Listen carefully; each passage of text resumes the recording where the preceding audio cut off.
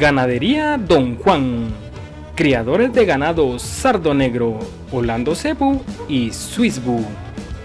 Calidad y genética alcanzada con el esfuerzo, pasión y perseverancia de 3 generaciones. Ganado doble propósito totalmente adaptado al trópico. Origen del sardo negro. Raza cebuina originaria de México, registrada en el año de 1978. Proviene de toros que se importaron del Brasil, los cuales tenían algunas características que con el paso del tiempo integrarían esta nueva raza. Características del sardo negro. La raza Cebú sardo negro se caracteriza por su color blanco, con manchas negras en el cuerpo y el tono oscuro en la cabeza, orejas y extremidades, muy apreciado por el color de su pelaje. Índice de natalidad bastante elevado, productora de carne y de linajes de elevada aptitud lechera.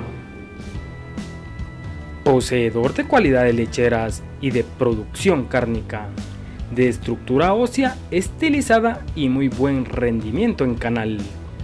Posee características de rusticidad y adaptación que comparte con todas las razas cebuinas.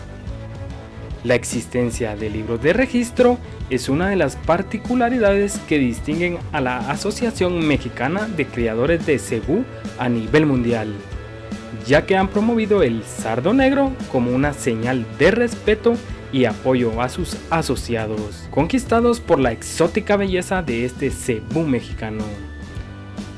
Los estados productores de sardo negro son Veracruz, Chiapas, Tamaulipas, Tabasco y Jalisco principalmente. En la descripción del video te dejaremos los datos de Ganadería Don Juan.